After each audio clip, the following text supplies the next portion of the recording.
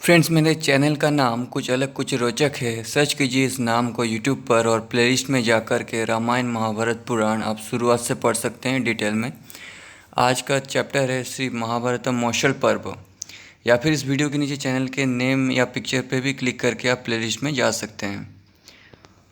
युधिष्ठिर का अपशगुन देखना, यादवों के विनाश का समाचार सुनना, द्वारका में ऋषियों के शाप बस शाम के पेट से मूसल की उत्पत्ति और मदिरा के निषेध की कठोर आज्ञा।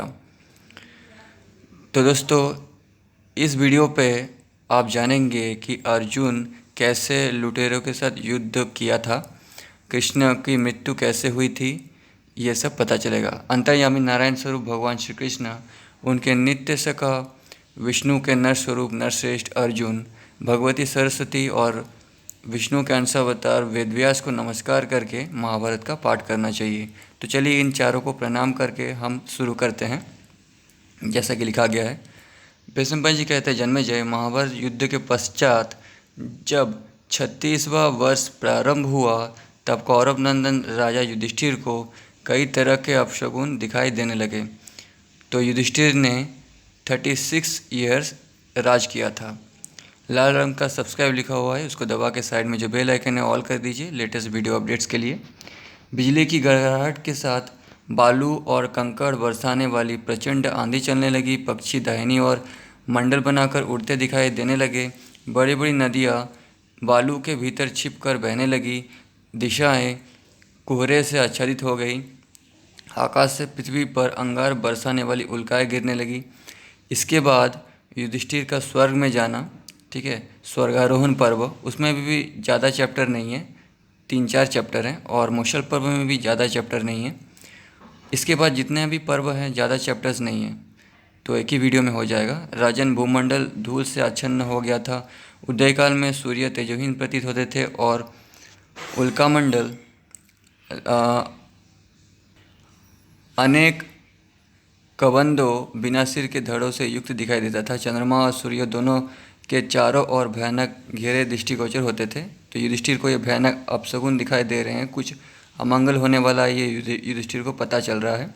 उन घरों में 3 रंग प्रतीत होते थे। उनका किनारे का भाग काला एवं रूखा होता था, बीच में भस्म के समान धूसर रंग दिखाई देता था और भीतरी किनारे की कांति अरुण वर्ण की दृष्टिगोचर होती थी। राजन, ये तथा और भी बहुत से भय सूचक उत्पाद दिखाई देने लगे जो हृदय को उद्विग्न कर देने वाले थे।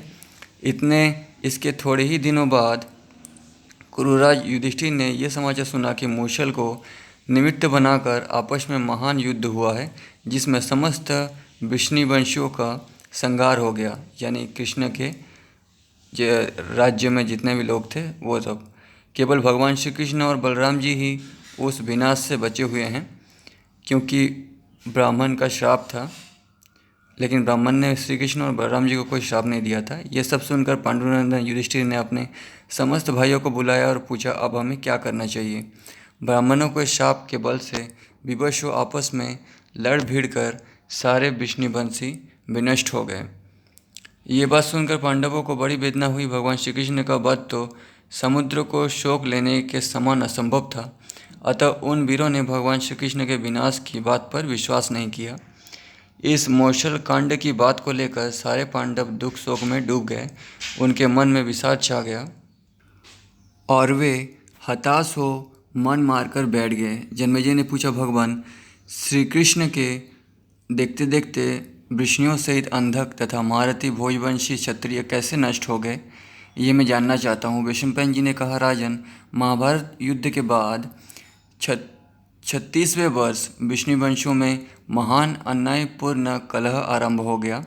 उसमें काल से प्रेरित होकर उन्होंने एक दूसरे को मूसलों यानी आर्यों से मार डाला, यानी शायद तलवार होगा। जन्मेजय ने पूछा, विप्रवर, विष्णु अंधक तथा भोजवंश के उन वीरों को किसने शाप दिया था जिससे उनका संहार हो गया? आप ये प्रसंग मुझे विस्तार पूर्वक बताइए। भीष्म जी ने कहा, राजन, एक समय की बात है, महर्षि विश्वामित्र कंब और तपस्या के धनी नारद जी द्वारका में गए हुए थे। उस समय देव के मारे हुए सारन आदि वीर सांब को, यानी कृष्ण के बेटे को, स्त्री के वेश में सजाकर यानी विभूषित करके उनके पास ले गए, ब्राह्मणों के पास। उन सब ने उन मुनियों का दर्शन किया, ब्राह्मण मतलब मुनियों के पास, और इस प्रकार पूछा उनसे, महर्षियों, ये स्त्री अमित तेजस्वी बब्रू की पत्नी है।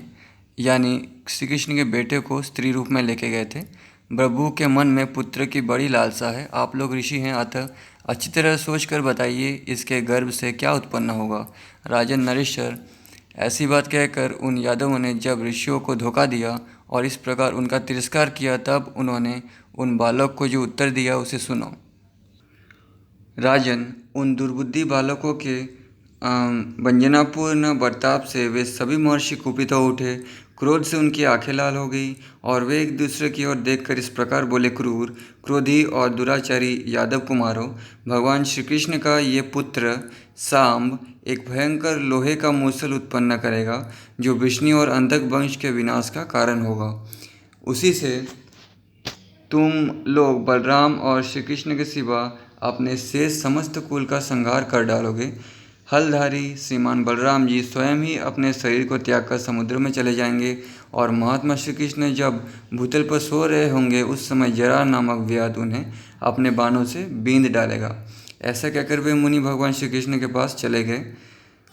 वहाँ उन्होंने उनसे सारी बातें कह सुनाई। ये सब सुनकर भगवान मधुसूदन ने विष्णु से कहा, ऋषियों ने जैसा कहा है वैसा ही होगा। बुद्धिमान श्री कृष्ण सबके अंत को जानने वाले हैं। उन्होंने उपयुक्त बात कहकर नगर में प्रवेश किया। यद्यपि भगवान श्री कृष्ण संपूर्ण जगत के ईश्वर हैं, तथापि यदुवंशियों पर आने वाले उस काल को उन्होंने पलटने की इच्छा नहीं की, क्योंकि कर्म के फल को पलटा नहीं जा सकता। जो कर्म किया है उसका फल मिलेगा। दूसरे दिन सवेरे होते ही शाम ने उस मूसल को जन्म दिया। वो वही मूसल था जिसने विष्णु और अंधक कुल के समस्त पुरुषों को अकस्मात भस्मसात कर दिया।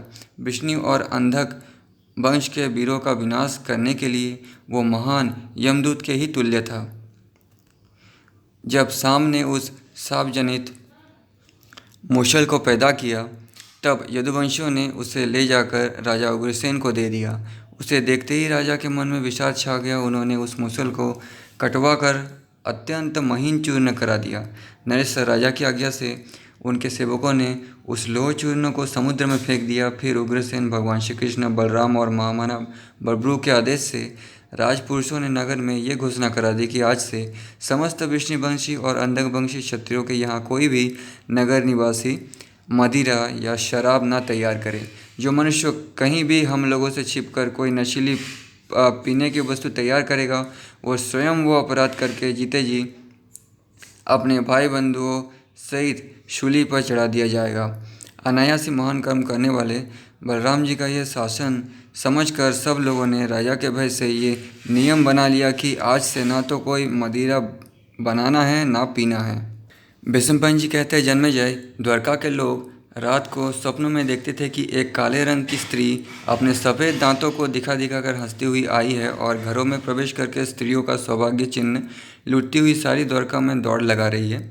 अग्निहोत्र गृहों में जिनके मध्य भाग में वस्तु की पूजा प्रतिष्ठा हुई है, ऐसे घरों में भयंकर गिद्ध आकर विष्णु और अंधक वंश के मनुष्यों को पकड़ पकड़ कर खा रहे हैं।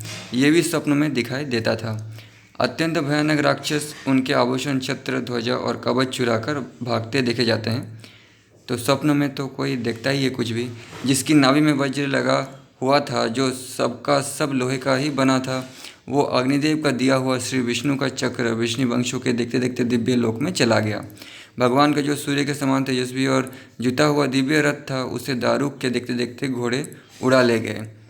वे मन के समान वेगशाली चारों श्रेष्ठ घोड़े समुद्र के जल के ऊपर ऊपर से ही चले गए। बलराम और श्री कृष्ण जिनकी सदा पूजा करते थे, उन ताल और गरुड़ के चिन्ह से युक्त दोनों विशाल ध्वजा को अप्सराएं ऊंचे उठा ले गई और दिन रात लोगों से ये बात कहने लगी कि अब तुम लोग तीर्थ यात्रा के लिए निकलो।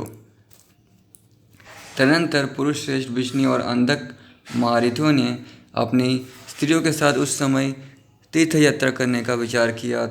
अब उनमें द्वारका छोड़कर अन्यत्र जाने की इच्छा हो गई थी। वो अंधकों और विष्णुओं ने नाना प्रकार के भक्ष्य, भोज्य, पेय, मद्य और भांति भांति के मांस तैयार कराए। तो मैं मूषल पर्व के जो असली ओरिजिनल चैप्टर्स है वही पढ़ रहा हूँ। इसके बाद सैनिकों के समुदाय जो शोभा संपन्न और प्रचंड तेजस्वी थे, रथ घोड़े और हाथियों पर सवार होकर नगर से बाहर निकले। उस समय स्त्रियों से समस्त यदुवंशी प्रवास क्षेत्र में पहुंचकर अपने अपने अनुकूल घरों में ठहर गए। उनके साथ खाने पीने की बहुत सी सामग्री थी। परमार्थ ज्ञान में कुशल और योग वेत्ता उद्धव जी ने देखा कि समस्त वीर यदुवंशी समुद्र तट पर डेरा डाले बैठे हैं। तब वे उन सब से पूछकर विदा लेकर वहाँ से चल दिए। महात्मा उद्धव भगवान श्री कृष्ण को हाथ जोड़कर प्रणाम करके जब वहाँ से प्रस्थित हुए, तब श्री कृष्ण ने उन्हें वहाँ रोकने की इच्छा नहीं की, क्योंकि वे जानते थे कि यहाँ ठहरे हुए वृष्णिवंशियों का विनाश होने वाला है। काल से घिरे हुए वृष्णि और अंधक महारथियों ने देखा कि उद्धव अपने तेज से पृथ्वी और आकाश को व्याप्त करके यहाँ से चले जा रहे हैं, क्योंकि ऋषियों ने विनाश का समाचार पहले ही श्री कृष्ण को बता दिया था। उन महामनुष्य यादवों के यहाँ ब्राह्मणों को जिवाने के लिए जो अन्न तैयार किए गए थे, उसमें मदिरा मिलाकर उसकी गंध से युक्त हुए उस भोजन को उन्होंने वानरों को बांट दिया। तदनंतर वहाँ सैकड़ों प्रकार के बाजे बजने लगे। सट और नटों और नर्तकों का नृत्य होने लगा। इस प्रकार प्रभास क्षेत्र में प्रचंड तेजस्वी यादवों का वो महापान आरंभ हुआ। श्री कृष्ण के पास से कृतवर्मा सहित बलराम, सात्यकी और बब्रू पीने लगे। पीते पीते सात्यकी मद से उन्मत्त हो उठे और यादवों को उस सभा में कृतवर्मा का उपहास और अपमान करते हुए इस प्रकार बोले, हार्दिक्य, तेरे सिवा दूसरा कौन ऐसा क्षत्रिय होगा जो अपने ऊपर आघात ना होते हुए भी रात में मुर्दों के समान अचेत पड़े हुए मनुष्य की हत्या करेगा। तूने जो अन्याय किया है उसे यदुवंशी कभी क्षमा नहीं करेंगे। सात्यकी के ऐसा कहने पर रथियों में श्रेष्ठ प्रद्युम्न ने कृतवर्मा को तिरस्कार करते हुए कहा, तिरस्कार करके सात्यकी के उपयुक्त वचनों की प्रशंसा एवं अनुमोदन किया। यह सुनकर कृतवर्मा अत्यंत कुपित हो उठा और बाएं हाथ से उंगली का इशारा करके सात्यकी का अपमान करता हुआ बोला। तो सात्यकी ने कृतवर्मा का अपमान किया। कृतवर्मा ने अश्वत्थामा के साथ मिलकर जो द्रौपदी के पुत्रों का वध किया था वही कहा। फिर कृतवर्मा सात्यकी का अपमान करता हुआ बोला, अरे युद्ध में भूरिश्रवा की बाँह काट गई थी और वे मरणांत उपवास का निश्चय करके पृथ्वी पर बैठ गए थे। उस अवस्था में तूने वीर कहलाकर भी उनकी क्रूरतापूर्ण हत्या क्यों की? ये महाभारत युद्ध की बात है, इस पर मैंने वीडियो बनाया है, आप देख सकते हैं। कृतवर्मा की यह बात सुनकर शत्रुवीरों का संहार करने वाले भगवान श्री कृष्ण को क्रोध आ गया। उन्होंने रोषपूर्ण टेढ़ी दृष्टि से उसकी ओर देखा। उस समय सात्यकी ने मधुसूदन को सत्राजित के पास जो समंतक मणि थी उसकी कथा कह सुनाई। अर्थात वो बताया कि कृतवर्मा ने ही मणि के लोभ में सत्राजित का वध कराया था। यह सुनकर सत्यभामा के क्रोध की सीमा न रही। वो श्री कृष्ण का क्रोध बढ़ाती और रोती हुई उनके अंक में चली गई।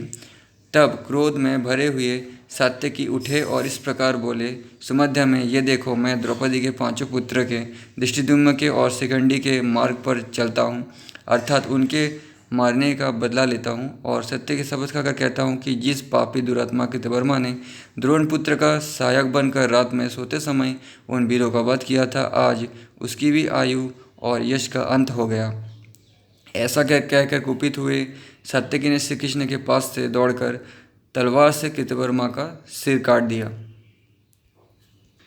फिर वे दूसरे दूसरे लोगों का भी सब और घूमकर वध करने लगे। ये देख भगवान श्री कृष्ण उन्हें रोकने के लिए दौड़े। महाराज, इतने ही में काल की प्रेरणा से भोज और अंधक वंश के समस्त वीरों ने एकमत होकर सात्यकी को चारों ओर से घेर लिया। उन्हें कुपित होकर तुरंत धावा करते देख महातेजस्वी श्री कृष्ण काल की उलटफेर को जानने के कारण कुपित नहीं हुए। वे सब के सब मदिरापान जनित मद के आवेश से उन्मत्त हो उठे थे। इधर कालधर्म मित्र भी उन्हें प्रेरित कर रहा था, इसलिए वे झूठे बर्तनों से सात्यकी पर आघात करने लगे। जब सात्यकी इस प्रकार मारे जाने लगे, तब क्रोध में भरे हुए रुक्मिणी नंदन प्रद्युम्न यानी श्री कृष्ण के एक और पुत्र उन्हें संकट से बचाने के लिए स्वयं उनके और आक्रमणकारियों के बीच में कूद पड़े। प्रद्युम्न भोजों से भिड़ गए और सात्यकी अंधकों के साथ जूझने लगे। अपनी भुजाओं के बल से सुशोभित होने वाले वे दोनों वीर बड़े परिश्रम के साथ विरोधियों का सामना करते रहे, परंतु विपक्षियों की संख्या बहुत अधिक थी, इसलिए वे दोनों श्री कृष्ण के देखते देखते उनके हाथ से मार डाले गए। सात्यकी और तथा अपने पुत्रों को मारा गया देख यदुनंदन श्री कृष्ण ने कुपित होकर एक मुट्ठी एर का उखाड़ ली। उनके हाथ में आते ही वो घास वज्र के समान भयंकर लोहे का मूसल बन गई। फिर तो जो सामने आए उन सबको श्री कृष्ण ने उसी से मार गिराया। उस समय काल से प्रेरित हुए अंधक, भोज, सिनी और विष्णु वंश के लोगों ने उस भीषण मारकाट में उन्हीं मूसलों से एक दूसरे को मारना आरंभ किया। नरेश्वर, उनमें से जो कोई भी क्रोध में आकर एर का नामक घास लेता, उसी के हाथ से वो वज्र के समान दिखाई देने लगती थी। पृथ्वीनाथ एक साधारण तिनका भी मूसल होकर दिखाई देता था। ये सब ब्राह्मणों के शाप का ही प्रभाव समझो। राजन, वे जिस किसी भी तृण का प्रहार करते वो अभेद्य वस्तु का भी भेदन कर डालता था और वज्रमय मूसलों के समान मुसट दिखाई देता था। भरतनंदन, उस मूसल से पिता ने पुत्र को और पुत्र ने पिता को मार डाला। जैसे पतंगे आग में कूद कूद पड़ते हैं, उसी प्रकार कुकुर और अंधक वंश के लोग परस्पर जूझते हुए एक दूसरे पर मतवाले होकर टूटते थे। कुकुर एक जाति हुआ करती थी, ये एक जाति का नाम था। वहाँ मारे जाने वाले किसी योद्धा के मन में वहाँ से भाग जाने का विचार नहीं होता था। कालचक्र के इस परिवर्तन को जानते हुए महाबाहु मधुसूदन वहाँ चुपचाप सब कुछ देखते रहे और मूसल का सहारा लेकर खड़े रहे। भारत श्री कृष्ण जब अपने पुत्र साम, चारुदेशन और प्रद्युम्न को तथा पोते अनिरुद्ध को भी मारा गया देखा, तब उनकी क्रोधाग्नि प्रज्वलित हो उठी। वे अधिक गुस्सा हो गए। श्री कृष्ण अपने छोटे भाई गद को रणशैया पर पड़ा देख वे अत्यंत रोष से आग बबूला हो उठे। फिर तो सारंग, धनुष, चक्र और गदा धारण करने वाले श्री कृष्ण ने उस समय शेष बचे हुए समस्त यादवों का संहार कर डाला। शत्रु की नगरी पर विजय पाने वाले महातेजस्वी बब्रू और दारुक ने उस समय यादवों का संहार करते हुए श्री कृष्ण से जो कुछ कहा उसे सुनो। भगवान, अब सबका विनाश हो गया। इनमें से अधिकांश तो आपके हाथों मारे गए हैं। आप बलराम जी का पता लगाइए। अब हम तीनों उधर ही चले जिधर बलराम जी गए हैं। नेक्स्ट चैप्टर, दारुक का अर्जुन को सूचना देने के लिए हस्तिनापुर जाना, बब्रू का देहावसान एवं बलराम और श्री कृष्ण का परधाम गमन।